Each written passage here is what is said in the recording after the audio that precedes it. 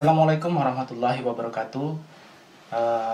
Hari ini kita melanjutkan pertemuan mata kuliah dasar-dasar perlindungan tanaman dengan pokok bahasan untuk pertemuan kali ini adalah konsep timbulnya gangguan organisme pengganggu tumbuhan pada tanaman. Pada pertemuan kali ini kita akan membahas tentang konsep timbulnya gangguan organisme pengganggu tumbuhan. Ada dua hal yang nanti kita lihat sebagai pokok bahasan di sini. Yang pertama adalah istilah dan batasan dalam perlindungan tanaman. Yang kedua adalah tentang konsep terjadinya gangguan pada tanaman. Jadi kita akan melihat bagaimana sebuah gangguan pada tanaman itu bisa terjadi dengan memperhatikan aspek-aspek dan faktor-faktor yang terkait dengan munculnya gangguan itu sendiri. Pada pertemuan kali ini ada dua capaian pembelajaran yang akan sebagai standar atau yang akan menjadi ukuran keberhasilan dalam tatap muka kali ini, yaitu yang pertama adalah mahasiswa mengetahui beberapa istilah penting dan batasan dalam bidang perlindungan tanaman. Yang kedua, mahasiswa mengetahui konsep terjadinya gangguan pada tumbuhan. Jadi ada dua hal yang harus menjadi tolak ukur atau indikator parameter bagi mahasiswa ketika mahasiswa mengikut pembelajaran kali ini. Yang pertama, mahasiswa bisa mengukur ketika selesai mengikuti tatap muka kali ini, mahasiswa mengetahui beberapa istilah dan batasan di dalam bidang perlindungan tanaman. Yang kedua, mahasiswa nanti juga mengetahui konsep terjadinya gangguan pada tumbuhan. Nah, dengan kedua capaian ini, ketika itu sudah bisa dipahami oleh mahasiswa, sudah bisa dicapai oleh mahasiswa, maka pertemuan kali ini dianggap tuntas. Baik, kita mulai dari apa itu perlindungan tanaman. Banyak sekali definisi, banyak sekali deskripsi terkait tentang perlindungan tanaman. Seperti yang saya sampaikan tadi bahwa istilah atau pengertian dari perlindungan tanaman itu sangat bervariasi. Siapapun boleh membuat definisi. Baik, sebelum jauh ke sana, kita lihat ada beberapa hal yang disampaikan bahwa perlindungan tanaman itu sebenarnya meliputi kegiatan perlindungan tanaman terhadap kerusakan pertanaman, mulai dari tanam sampai produk pertanaman tersebut diterima oleh konsumen. Jadi bukan hanya sekedar budidaya yang kemudian dilindungi pertanamannya, namun produk yang dihasilkan dalam upaya budidaya pertanaman tersebut juga harus dilindungi sampai produk tersebut diterima oleh konsumen. Nah, ini yang kemudian menjadi sebuah ruang lingkup dari perlindungan tanaman itu sendiri. Kemudian yang kedua, ada pengertian perlindungan tanaman ini menyangkut seluruh ilmu pertanian, termasuk peraturan hukumnya, dan ditinjau dari keuntungan produsen. Jadi bukan dari konsumen saja. Oleh karena itu, karena di dalam konsep perlindungan tanaman itu sendiri yang dilindungi adalah tanaman, maka di dalam upaya perlindungan tanaman ini, tinjauannya yang menjadi dasar peninjauannya adalah keuntungan dari produsen. Jangan sampai upaya budidaya itu tanpa upaya perlindungan, maka petani dalam hal ini adalah produsen, ini malah mengalami kerugian. Nah, inilah kemudian di dalam konsep perlindungan tanaman atau ruang lingkup perlindungan tanaman membahas tentang hal tersebut dengan mengkombinasikan seluruh bidang ilmu pertanian dan peraturan hukum. Jadi tidak bisa bahwa perlindungan tanaman itu dilakukan dengan memanfaatkan atau mengadopsi satu saja bidang ilmu atau sub bidang ilmu dalam bidang pertanian. Jadi di dalam perlindungan tanaman banyak ilmu, bidang ilmu yang kemudian terlibat di dalamnya. Ada ilmu hama, ada ilmu penyakit tumbuhan, ada ilmu gulma, ada ilmu lingkungan, ada klimatologi, dan segala macam yang terkait dengan bidang ilmu pertanian yang tujuannya untuk diintegrasikan atau mengintegrasikan keilmuan-keilmuan tersebut untuk meramu sebuah rekomendasi untuk melakukan perlindungan terhadap tanaman. Nah, dari bidang ilmu itu sendiri kemudian tidak bisa berjalan sendiri tanpa ada keterlibatan peran peraturan hukum yang berlaku di Indonesia. Karena di setiap negara ada produk-produk hukum yang kemudian muncul sebagai upaya di dalam perlindungan tanaman. Di Indonesia kita punya produk hukum sendiri. Di Malaysia kita punya produk hukum sendiri. Di Filipina, di Thailand, bahkan di Eropa maupun di Amerika, masing-masing punya produk hukum yang terkait dengan perlindungan tanaman yang berbeda-beda terkait atau sangat terkait dengan karakteristik dari kultur, budaya, dan kondisi yang ada di negara tersebut. Kemudian yang ketiga, ada juga pengetahuan perlindungan tanaman dalam arti luas ini sebenarnya menyangkut gangguan karena hama, karena patogen atau penyebab penyakit, gulma, termasuk pengganggu abiotik serta cara penanggulangannya. Jadi berbicara tentang perlindungan tanaman tidak hanya berbicara tentang apa itu hama, bagaimana cara pengendaliannya, apa itu patogen, apa itu gulma. Tidak hanya seperti itu, tapi sudah melibatkan dari segala macam aspek penyebab. Jadi perlu kita ketahui bahwa penyebab gangguan pada tanaman itu ada dua. Yang pertama adalah gangguan biotik yang tadi disebutkan di sini adalah hama, patogen atau penyebab penyakit, dan gulma. Kemudian ada satu lagi kelompok penyebab, yaitu pengganggu dari kelompok abiotik. Dari aspek perlindungan tanaman tersebut, jadi selain mempelajari gangguan-gangguan itu sendiri, bagaimana gangguan itu bisa terjadi, bagaimana gangguan itu kemudian bisa menimbulkan dampak yang lebih besar pada tanaman, maka juga perlu diketahui atau perlu dipelajari bagaimana cara penanggulangannya. Jadi tidak hanya mengetahui, oh ini penyebabnya seperti ini, kemudian sudah. Tetapi harus dipahami lebih lanjut bahwa ketika kita sudah mengetahui penyebabnya, maka yang di langkah selanjutnya adalah mengetahui bagaimana cara penanggulangannya. Baik, dari semua definisi yang tadi disampaikan atau beberapa deskripsi yang disampaikan tadi, maka ada beberapa hal yang kemudian muncul dan beberapa hal yang kemudian bisa menjadi sebuah deskripsi bagi apa itu perlindungan tanaman. Bagaimana dengan deskripsi di Indonesia itu sendiri? Baik, di Indonesia terkait dengan perlindungan tanaman ini sudah ada produk hukumnya, sebagaimana yang tadi saya sampaikan bahwa banyak sekali definisi-definisi, banyak sekali deskripsi yang dibuat untuk mendefinisikan tentang apa itu perlindungan tanaman. Nah, oleh karena itu, sebagai legal standing sehingga menjadi sebuah kesepahaman, maka kita mengutip Undang-Undang Nomor 12 Tahun 92 tentang Sistem Budidaya Tanaman. Di dalam Undang-Undang Nomor 12 Tahun 1992 tentang Sistem Budidaya Tanaman, negara telah memberikan sebuah definisi yang jelas apa itu perlindungan tanaman. Nah, di dalam Undang-Undang Nomor 12 ini pada pasal 1 butir 7 dan butir 8 ini jelas bahwa perlindungan tanaman adalah segala upaya untuk mencegah kerugian pada budidaya tanaman yang diakibatkan oleh organisme pengganggu tumbuhan atau yang kemudian disebut dengan OPT. Kemudian yang kedua, organisme pengganggu tumbuhan itu sendiri adalah sebuah atau semua organisme yang dapat merusak, mengganggu kehidupan, dan menyebabkan kematian pada tanaman. Inilah kemudian sebuah rangkaian definisi tentang perlindungan tanaman yang termaktub di dalam Undang-Undang Nomor 12 Tahun 1992 tentang Sistem Perlindungan Tanaman. Di dalamnya sudah mengatur tentang perlindungan tanaman, bahwa di dalam upaya budidaya ada upaya perlindungan tanaman.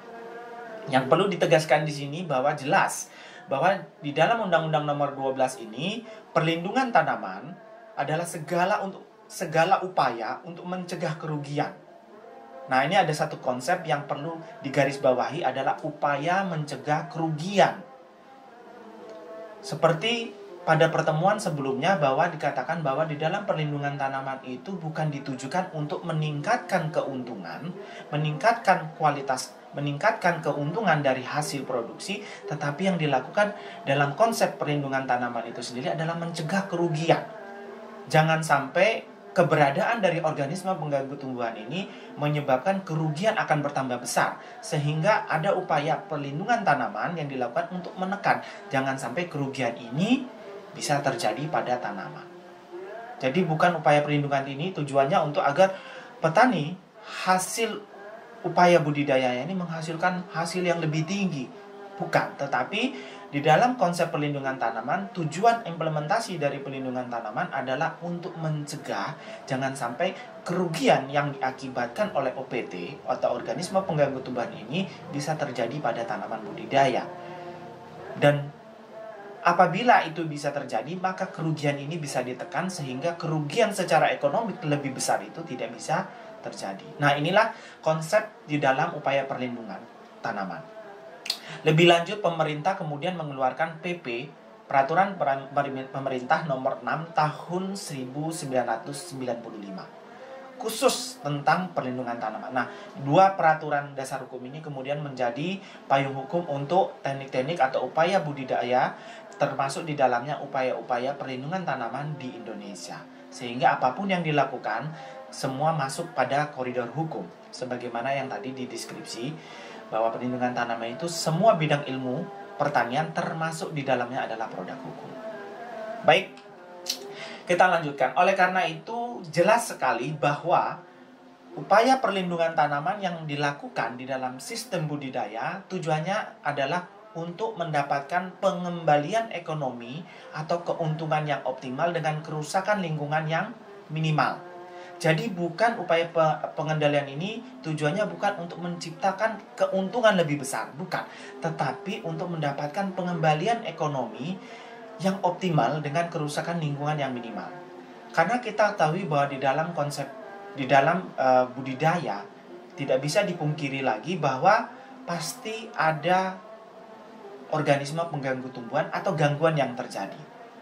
Nah, ketika gangguan yang ada ini tidak dikendalikan atau tanaman yang dibudidayakan tidak mendapatkan perlindungan dengan upaya-upaya yang dilakukan, maka yang dikhawatirkan adalah input produksi yang diberikan pada sistem produksi budidaya pertanian itu sendiri kemudian tidak mendapatkan nilai pengembalian yang lebih besar daripada input produksi, sehingga yang terjadi adalah output atau hasil yang dihasilkan jauh lebih kecil dari input secara material yang diberikan pada proses produksi. Nah, oleh karena itu kita lihat di sini bahwa ada input produksi, kemudian ada upaya perlindungan tanaman. Nah, hasilnya adalah dampak dari upaya perlindungan tanaman adalah ekosistem terjaga dan hasil yang menguntungkan. Jadi perlu dicermati kembali bahwa upaya pengendalian atau perlindungan tanaman itu tidak dilakukan tanpa ada tujuan. Pasti ada tujuan. Tujuannya jangan sampai kerugian itu terjadi, atau dengan kata lain, dengan adanya perlindungan tanaman, maka pengembalian ekonomi dari input produksi yang kemudian diberikan itu bisa optimal, dengan catatan bahwa kerusakan lingkungan yang dihasilkan itu bisa minimal. Karena pasti di dalam proses perlindungan tanaman itu ada aspek lingkungan yang diubah, ada input-input produksi baru yang diberikan, sehingga sudah pasti dapat berdampak terhadap lingkungan. Nah, oleh karena itu, dengan tindakan perlindungan tanaman sesuai dengan diamanatkan oleh Undang-Undang Nomor 12 dan Peraturan Pemerintah tahun 1995 itu dapat meminimalkan kerusakan lingkungan, sehingga apa yang diberikan di dalam input produksi dalam bentuk perlindungan tanaman itu bisa memberikan atau pengembalian ekonomi yang dihasilkan itu bisa jauh lebih optimal. Oke, berbicara tentang perlindungan tanaman, kita tidak terlepas dari apa yang tadi disebutkan beberapa istilah, yaitu adalah organisme pengganggu tumbuhan. Berarti di sini kita tidak bisa terlepas dari yang namanya ada gangguan. Kemudian ada juga nanti di dalam istilah-istilah di dalam perlindungan tanaman tersebut ada istilah kerusakan. Kemudian ada lagi istilah yang disebut kerugian. Baik, kita lihat yang pertama adalah gangguan. Gangguan adalah setiap perubahan pertanaman yang mengarah pada pengurangan kuantitas dan kualitas dari hasil yang diharapkan. Jadi kita bisa lihat di sini adalah gangguan itu adalah perubahan yang mengarah pada pengurangan hasil. Jadi pengurangan hasil itu secara nyata belum terlihat. Sehingga ketika ada sebuah fenomena perubahan pada tanaman, tetapi jika ini dibiarkan, maka akan berdampak pada pengurangan kuantitas dan kualitas dari hasil yang diharapkan. Kita contohkan seperti ini. Ada 1 hektar lahan dengan tanaman, contohnya adalah tembakau. Dari 1 hektar tanaman, kemudian kita melihat di sana ada 1 daun yang kemudian menunjukkan gejala atau penampakan lubang akibat dimakan oleh serangga. Nah, dari keseluruhan tanaman 1 hektar baru ada 1 daun yang kemudian menunjukkan gangguan tersebut. Ada perubahan karena kita ketahui bahwa secara normal daun tembakau itu bentuknya polos. Tetapi ketika kita melihat ada 1 daun yang tidak polos, ternyata di sana ada 1 daun yang lubang. Ini mengindikasikan ada perubahan. Ada perubahan dari tanaman itu sendiri yang seharusnya polos tetapi kemudian lubang. Dan ini yang kemudian disebut adalah perubahan.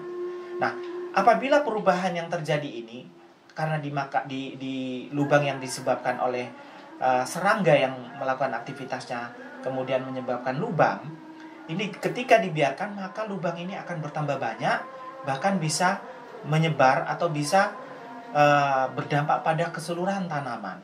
Nah, kondisi pada saat tanaman itu menunjukkan 1 gejala lubang, ini yang kemudian disebut masih pada konteks gangguan. Karena pasti akan mengarah pada pengurangan kuantitas dan kualitas dari hasil yang diharapkan. Seharusnya kita mengharapkan seluruh tanaman yang dipanen nanti daunnya polos, tetapi kemudian ada 1 daun yang kemudian kemungkinan dia bisa berdampak pada daun-daun yang lainnya. Sehingga inilah yang kemudian disebut gangguan. Nilai pengurangan kuantitas dan kualitas secara nyata itu masih belum tampak secara jelas, tetapi ada kemungkinan itu akan terjadi. Baik, kemudian apa bedanya dengan kerusakan? Oke. Gangguan agak sedikit berbeda dengan kerusakan. Nah, kalau kerusakan adalah setiap pengurangan kuantitas atau kualitas yang diharapkan akibat gangguan. Baik, ini 2 istilah ini agak sedikit berhimpitan. Kenapa? Karena sama-sama ada istilah pengurangan kuantitas dan kualitas. Yang menjadi titik pembedanya adalah ketika keberadaan gangguan tersebut atau keberadaan perubahan tersebut belum masuk pada pengurangan kuantitas maupun kualitas hasil. Nah, ini yang kemudian masih mengarah, bisa jadi terjadinya pengurangan kuantitas maupun kualitas, ataupun bisa jadi tidak, tergantung pada perkembangan perubahan itu sendiri.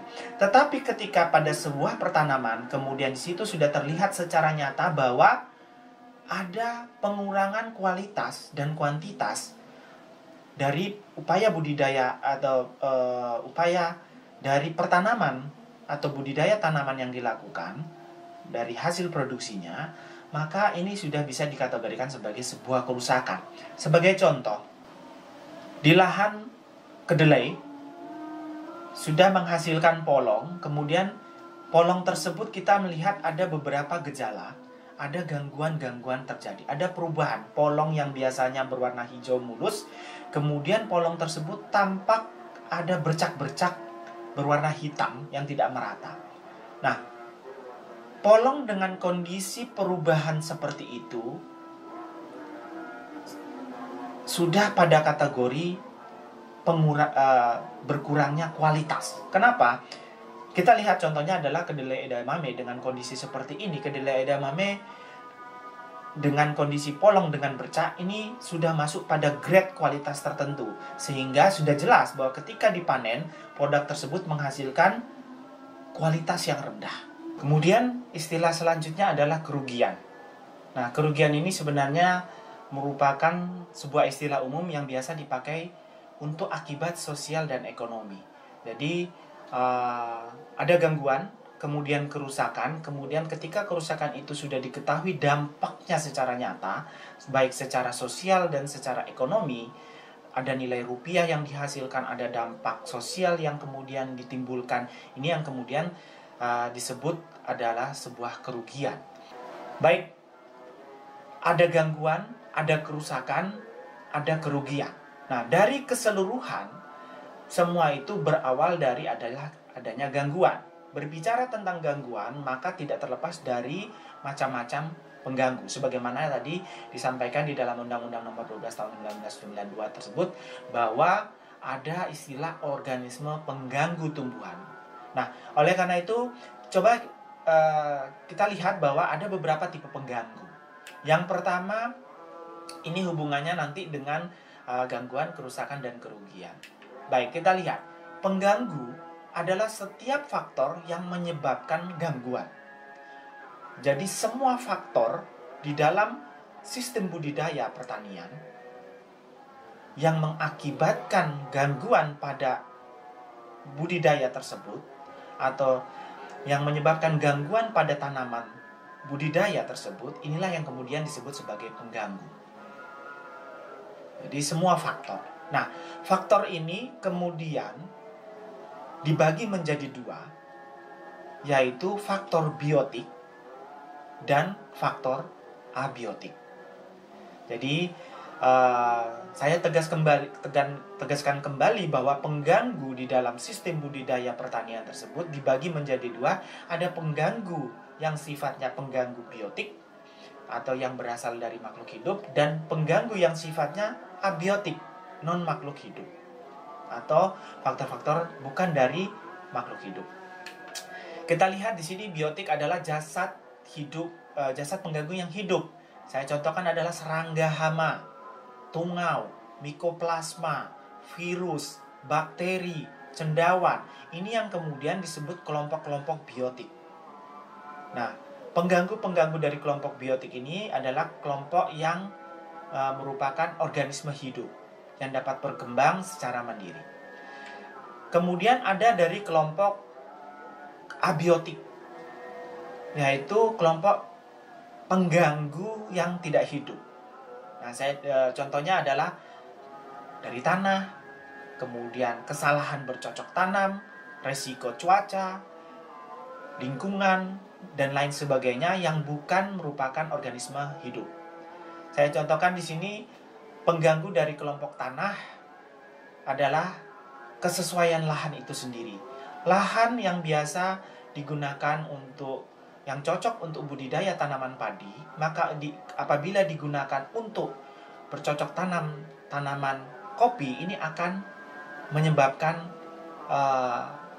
ketidaksesuaian lahan. Yang terjadi adalah adanya gangguan yang akan terjadi pada tanaman kopi tersebut. Nah, ini yang kemudian harus diperhatikan bahwa adanya kesesuaian lahan antara tanaman yang akan dibudidayakan dengan tanah yang akan digunakan sebagai media tanam.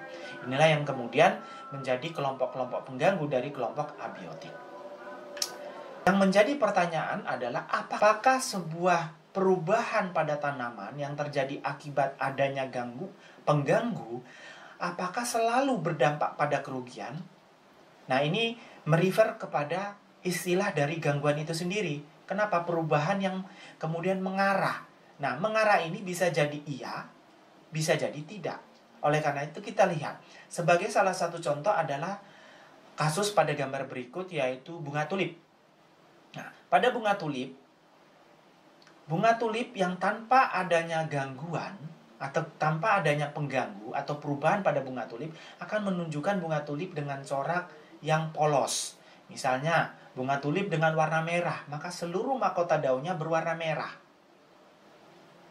Tetapi, pada kasus-kasus tertentu, bunga tulip ini kemudian terinfeksi oleh virus mozaik pada bunga tulip yang kemudian menyebabkan gejala pada bunga tulip itu mahkotanya menjadi tidak polos. Seperti dua contoh bunga tulip berikut ini. Bunga berwarna merah dengan corak berwarna kekuningan maupun putih. Nah, corak ini menunjukkan bahwa terjadi perubahan pada bunga tulip akibat adanya pengganggu. Pengganggu dalam hal ini adalah virus. Tetapi yang menjadi pertanyaannya adalah, apakah bunga tulip dengan corak mozaik tersebut mengarah pada kerugian? Ternyata di pasaran kita melihat bunga tulip dengan corak mozaik ini jauh nilai ekonomisnya lebih tinggi dibandingkan dengan bunga tulip dengan corak polos. Dan ini mengindikasikan bahwa adanya gangguan tidak berdampak pada kerugian, tidak berdampak pada kerusakan lebih lanjut. Memang secara fisiologi terjadi perubahan, ada beberapa sel yang kemudian rusak dan terganggu, tetapi kerusakan tersebut tidak mengarah pada pengurangan kuantitas dan kualitas, bahkan malah meningkatkan kualitas dari bunga tulip itu sendiri. Ini yang kemudian tidak bisa disebut sebagai sebuah kerusakan. Sehingga definisi atau istilah gangguan itu hanya berlaku, bunga tulip ini hanya berlaku istilah gangguan, tetapi tidak berlaku istilah kerusakan. Nah, ini adalah salah satu contohnya bahwa gangguan itu belum tentu adalah sebuah kerusakan. Nah, contoh lainnya kita lihat pada kasus tanaman kedelai, yang jika kita lihat kedelai pada kondisi normalnya, dia memiliki akar yang mulus, akar yang polos. Nah, pada kasus-kasus tertentu terjadi infeksi oleh bakteri yang menyebabkan akar kedelai tersebut tidak polos, bahkan menimbulkan perubahan, yaitu dalam bentuk bintil-bintil pada perakaran. Nah, atau yang kemudian dikenal dengan bintil akar. Secara biologi, ini telah terjadi gangguan pada akar kedelai. Tetapi apakah gangguan tersebut mengarah pada pengurangan hasil atau pengurangan hasil baik kualitas maupun kuantitas? Ternyata tidak. Bahwa kedelai dengan bintil akar ini malah menghasilkan produksi yang lebih baik dibandingkan kedelai tanpa bintil akar. Kenapa? Karena dengan adanya infeksi dan menyebabkan bintil akar ini, maka terjadi asosiasi yang menyebabkan fiksasi nitrogen untuk kebutuhan suplai bagi tanaman kedelai itu jauh lebih baik, sehingga produksi kedelai akan jauh lebih tinggi. Nah, di sini menjadi catatan bahwa meskipun adanya gangguan, yaitu dalam hal perubahan akar yang harusnya mulus menjadi muncul bintil, tetapi tidak mengarah pada kerusakan. Yang sudah jelas tidak akan mengarah pada kerugian. Oleh karena itu, definisi ini bisa menjadi pembatas bahwa kapan kita menggunakan istilah gangguan yang terjadi, kapan kita menggunakan istilah kerusakan dan kerugian. Nah, ini yang kemudian definisi-definisi ini, istilah-istilah ini akan kita gunakan pada pertemuan selanjutnya untuk membahas bagaimana langkah-langkah upaya di dalam perlindungan tanaman itu sendiri. Baik, selanjutnya yang menjadi pertanyaan kalau kita mencermati adalah kapan gangguan itu bisa terjadi. Baik, kita lihat bahwa di dalam konsep perlindungan tanaman kita kenal dengan sebutan segitiga penyakit. Di situ ada komponen tanaman, ada komponen lingkungan, dan ada komponen pengganggu. Nah, pengganggu ini bisa kelompok biotik maupun kelompok abiotik. Di dalam konsep segitiga penyakit ini, apabila terjadi di ekosistem alami, interaksi antar komponen tersebut berjalan secara seimbang. Dengan kondisi yang seimbang seperti ini, maka gangguan yang terjadi tidak berdampak pada kerusakan, bahkan pada kerugian. Sehingga dengan kondisi di dalam ekosistem alami, gangguan yang terjadi tidak menjadi sebuah hal yang menjadi concern atau perhatian. Karena kondisi tersebut berlangsung secara sinergis. Jadi apabila ada gangguan yang terjadi di ekosistem alami, maka gangguan tersebut akan berlangsung secara seimbang. Sehingga gangguan yang muncul, arti penting dari gangguan tersebut tidak diperhatikan lagi. Nah, kita akan bisa mengetahui perbedaannya apabila kita melihat dengan konsep di dalam sebuah agroekosistem atau ekosistem pertanian. Di mana di dalam agroekosistem yang membedakan dengan ekosistem alami adalah keterlibatan manusia di dalam konsep perlindungan tanaman itu sendiri, yaitu ada segitiga penyakit, di mana manusia sangat memegang peranan penting, peran yang sangat penting sekali di dalam melakukan perubahan keseimbangan di dalam ekosistem tersebut. Nah, kita bisa lihat di dalam agroekosistem, interaksi antar komponen ini sangat dipengaruhi oleh manusia, sehingga kondisi agroekosistem jauh atau cenderung lebih labil dibanding dengan ekosistem alami yang ada di alam. Nah, sehingga munculnya gangguan di dalam sebuah agroekosistem atau ekosistem pertanian ini sangat-sangat diperhatikan. Nah, karena menjadi sebuah perhatian, maka perlu diambil sebuah tindakan-tindakan perlindungan tanaman. Nah, secara sederhana kita jarang sekali melihat ada upaya penerapan pengendalian atau perlindungan tanaman bagi tanaman-tanaman atau tumbuhan yang ada di hutan lindung yang ekosistemnya masih sangat alami. Kita tidak pernah memperhatikan itu. Kita tidak pernah concern dengan gangguan yang terjadi di hutan atau ekosistem alami. Kenapa? Karena memang tidak ada produk yang kemudian menjadi concern bagi pembudidaya untuk kemudian diambil sebagai sumber untuk menghasilkan nilai-nilai, menghasilkan sumber ekonomi.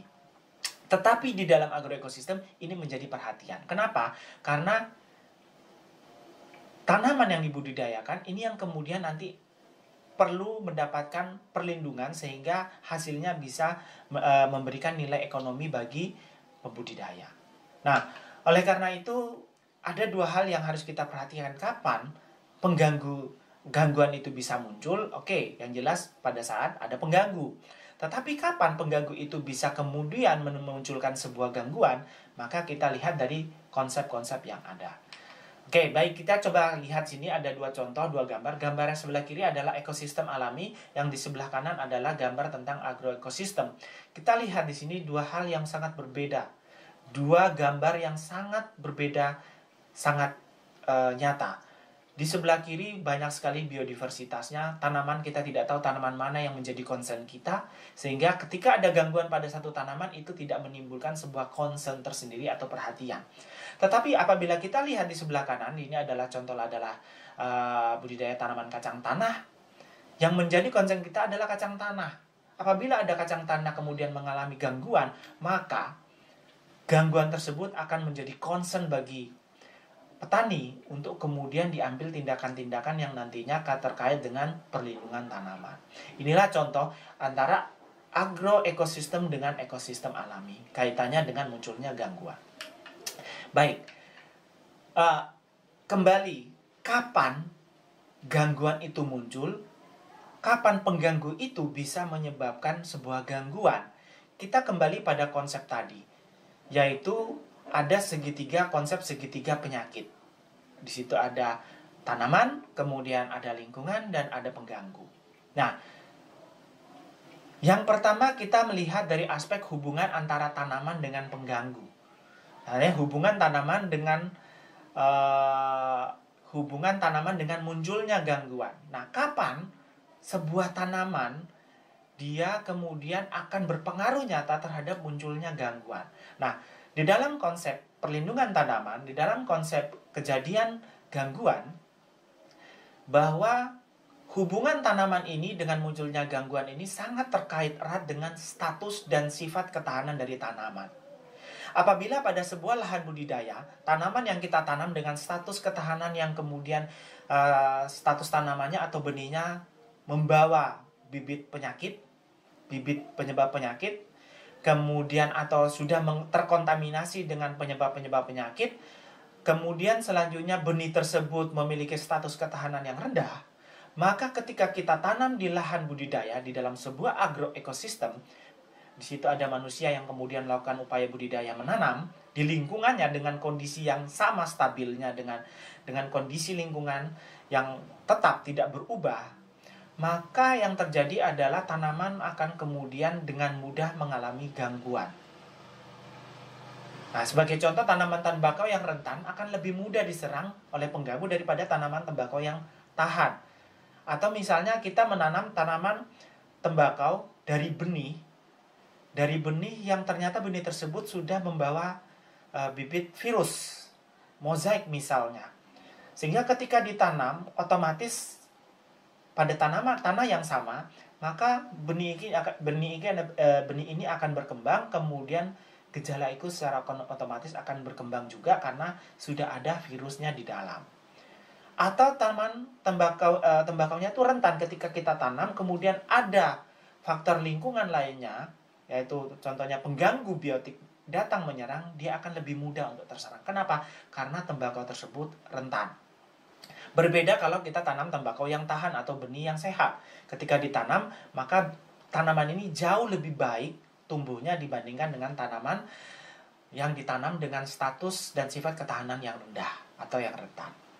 Inilah bagaimana di dalam komponen segitiga penyakit tadi, hubungan tanaman, bahwa tanaman dapat berpengaruh terhadap munculnya gangguan apabila tanaman yang ditanam adalah tanaman dengan status dan sifat ketahanan yang sangat buruk. Selanjutnya, kita lihat aspek lainnya adalah aspek lingkungan. Bagaimana aspek lingkungan ini kemudian bisa berpengaruh terhadap munculnya sebuah gangguan. Nah, aspek lingkungan ini kalau kita hubungkan dengan munculnya gangguan terkait erat dengan kesesuaian kondisi lingkungan dengan profil tanaman dan profil pengganggu. Nah, apabila kondisi lingkungan di dalam sebuah lahan budidaya yang kita tanami sebuah komoditas tanaman, dia cenderung lebih cocok mendukung atau lebih sesuai dengan profil kehidupan dari pengganggu, maka ada kemungkinan yang terjadi adalah pengganggu akan berkembang dengan pesat sehingga gangguan akan muncul.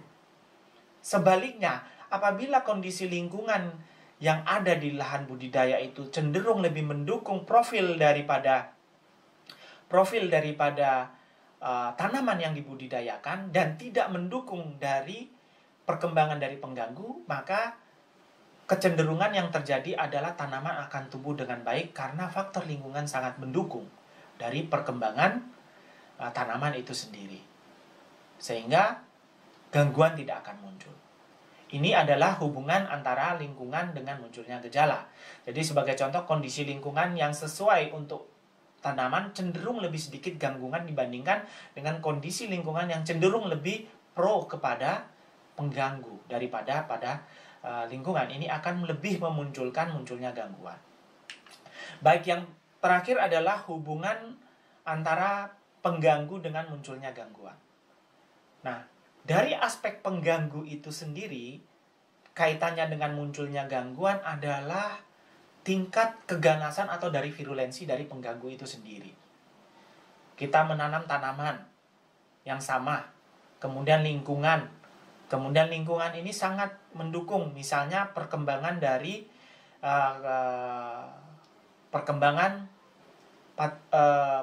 pengganggu. Namun pada kondisi tertentu bahwa pengganggu yang ada di sana pengganggu yang tidak virulen, yang tidak ganas, sehingga gangguan yang terjadi akan lebih kecil dibandingkan dengan kondisi lingkungan yang sudah mendukung pengganggu, dengan pengganggunya adalah dengan karakter yang virulen atau ganas, maka gangguan akan lebih cepat muncul. Sehingga yang terjadi adalah gangguan lebih cepat muncul dibandingkan pada kondisi pengganggu yang tidak ganas. Nah, oleh karena itu, pengganggu ini yang menjadi perhatian adalah seberapa ganas dari pengganggu tersebut berada pada satu agroekosistem. Ini yang kemudian menjadi hal yang harus diperhatikan, kemudian dicermati ketika ingin mengetahui kapan gangguan itu muncul. Kaitannya dari aspek pengganggu itu sendiri. Sebagai contohnya lainnya adalah pengganggu yang ganas cenderung lebih berpotensi mengganggu tanaman daripada pengganggu yang tidak ganas. Dalam kondisi yang seperti saya sampaikan tadi, bahwa sudah jelas bahwa pengganggu ini yang dilihat adalah seberapa ganasnya. Apabila sebuah tanaman, tanaman yang rentan, kita tularkan dengan pengganggu yang tidak ganas, kemungkinan yang terjadi adalah bisa jadi tidak adanya gangguan. Kenapa? Karena penyebab tidak bisa melakukan aktivitasnya pada tanaman tersebut. Nah, atau sebagai contoh konkret adalah sebuah tanaman yang sebuah penyebab penyakit, contohnya yang tidak virulen, ketika diinokulasikan pada tanaman yang rentan pun, dia ada kemungkinan tidak menyebabkan gejala. Kenapa? Karena penyebab penyakit tersebut tidak virulen, sehingga kemampuan untuk menyebabkan kerusakan atau gangguan pada tanaman, menyebabkan tanaman menjadi sakit ini sangat kecil sekali, sehingga yang terjadi adalah gangguan pada tanaman tidak terjadi. Nah, demikianlah hubungan antara komponen-komponen di dalam agroekosistem yang kemudian ketika ada upaya budidaya dilakukan oleh manusia di dalam sebuah agroekosistem, maka ketika hubungan dari komponen manusia, dari hubungan dari tanaman, lingkungan, dan pengganggu itu harus diperhatikan dari ketiga-tiganya. Jadi saya ingatkan kembali bahwa hubungan dari tanaman adalah sangat erat kaitannya dengan munculnya gangguan, adalah kaitannya dengan status ketahanan, status dan sifat ketahanan dari tanaman itu sendiri. Kemudian kalau dari lingkungan adalah kecenderungan kesesuaian dari faktor lingkungan dengan profil apa. Kalau dia kesesuaiannya lebih cenderung pada profil tanaman, maka dia akan mendukung tanaman sehingga gangguan tidak berlaku. Tetapi kalau kondisi lingkungan lebih sesuai dengan profil penyebab gangguan atau pengganggu, maka yang muncul nanti adalah gangguan. Kemudian yang terakhir adalah gangguan itu sendiri, pengganggu. Dari aspek pengganggu, hubungannya dengan gangguan adalah seberapa ganas dari pengganggu itu sendiri. Pengganggu yang sangat ganas dengan pengganggu yang tidak ganas akan menyebabkan gangguan yang berbeda. Nah, ini yang kemudian menjadi concern bahwa ketiga komponen di dalam segitiga penyakit itu bisa menjadi pertimbangan. Kita akan melihat bahwa jangan sampai apa yang harus kita lakukan dari tiga komponennya, yaitu agar gangguan itu tidak bisa terjadi, paling tidak kita membudidayakan menggunakan bibit atau benih tanaman yang tahan dan sehat, kemudian ditanam pada areal budidaya yang sesuai kondisi lingkungannya, curah hujannya, dengan kondisi profil dari tanaman itu sendiri. Dan yang ketiga, kita mengantisipasi jangan sampai adanya keganasan dari pengganggu ini bisa muncul dan berkembang dengan pesat.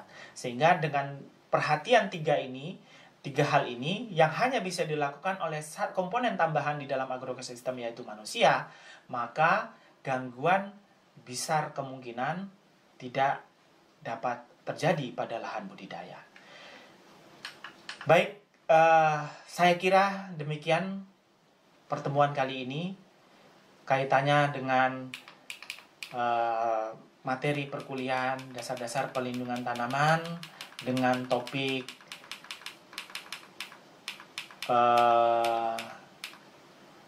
konsep timbulnya gangguan organisme pengganggu tanaman. Hari ini semoga apa yang disampaikan di dalam materi yang sudah saya sampaikan kali ini sudah bisa menjawab indikator dari capaian pembelajaran kali ini. Demikian yang bisa saya sampaikan. Terima kasih atas perhatiannya. Saya akhiri. Wassalamualaikum warahmatullahi wabarakatuh.